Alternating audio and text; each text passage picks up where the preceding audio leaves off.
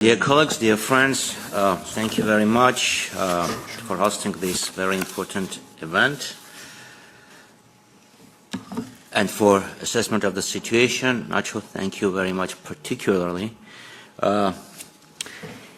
Few thoughts about the document on the table and on what I listened in this room and listened in general. First of all, we spoke about the speech of Mr. Phashinyan at the European Parliament was mentioned here. I'm really surprised. Nikol Phashinyan called Almaty Declaration as a birth certificate of the Republic of Armenia. This is stunning. He insulted the Declaration of Independence of 1990 and the results of referendum on independence in September 1991. Prime Minister Phashinyan called Almaty Declaration, this is it, I can give it to Secretariat to pass it to a distinguished member of European Parliament. So he called Almaty Declaration when Armenia, along with 11 other countries, joined Commonwealth of Independent States. That was formed by Russia, Belarus, and Ukraine. And I was stunned to see people applauding him. Joining an organization formed by Russia is declared as a birth certificate of independent Armenia. So what hybrid threats we are talking after this speech? Second, about trip. Well, ladies and gentlemen, I agree with with the statement in the final statement here saying that the trip itself cannot guarantee the interconnectivity in the region. I'm talking about point 13. This is the map of Trans-Caspian corridor. You see the red line? It bypasses Armenia. As of now, I printed this yesterday night from official site of Trans-Caspian Trade Corridor. Of course, someone will try to prove that this will make Trans-Caspian, this trip makes Trans-Caspian Corridor shorter and economically more attractive. Now I wonder how. It bypasses Armenia from the north. A branch of that, the trip, is announced to be part of the corridor, but it lengthens the road and it doesn't generate any extra traffic because there is cars, Baku-Tbilisi cars road. Show me on this road, on this map, how it will increase the traffic. The issue of opening up of border on the north between Armenia and Azerbaijan and between Nakhichevan and Armenia should have been addressed simultaneously in Washington, D.C. Of course, trip is good. No closed roads shall be in the region and anywhere. But let's be realistic. Let's be realistic. Another issue about point 8, excuse me. Peace has thus effectively been established. Ladies and gentlemen, please give me another example of peace when occupying forces are in one of the countries.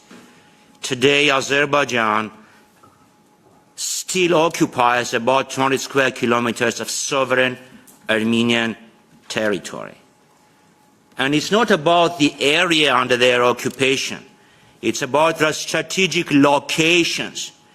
All major heights, mountains, are under their occupation.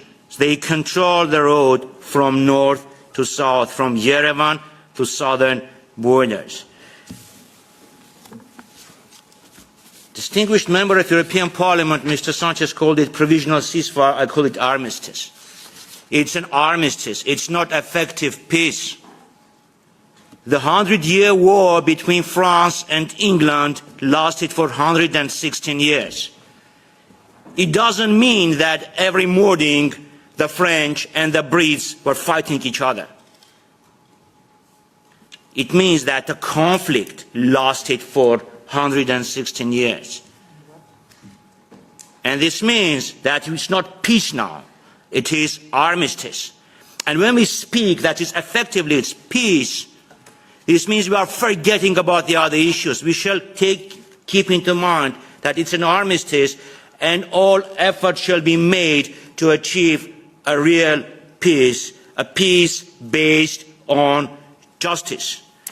Now, speaking about justice, dear colleagues, last year on the 13th of March, the European Parliament has adopted a resolution which says, respect the rights of Nagorno-Karabakh Armenians, including the right to return.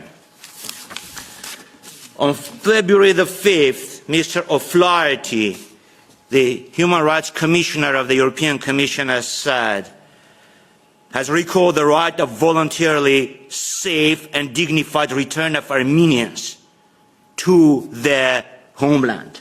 Now I am asking why the issue of return is off the agenda, why it is not reflected in this text.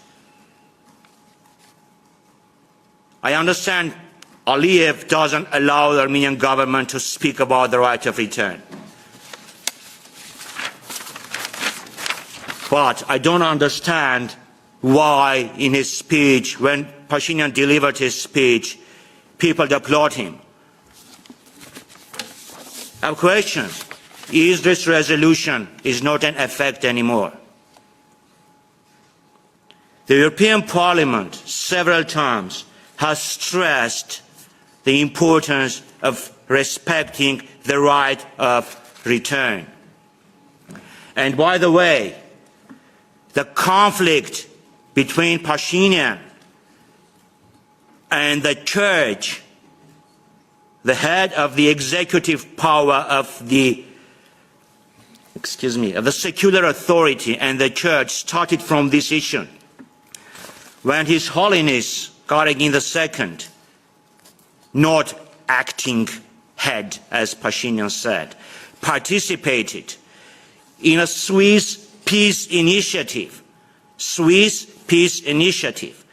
which is around the idea of ensuring right of return of Armenians to their homeland. Few minutes after that speech, His Holiness was attacked by Allah Shukur Pashazadeh, the head Mufti of Azerbaijan, and next morning, His Holiness was attacked by Nikol Pashinyan. So it's based this accusation that there is any warmongering on behalf of the church. And I want to finish answering to Raza. Yes, the government shall not think only about elections. The government shall think about the future of the country. Thank you.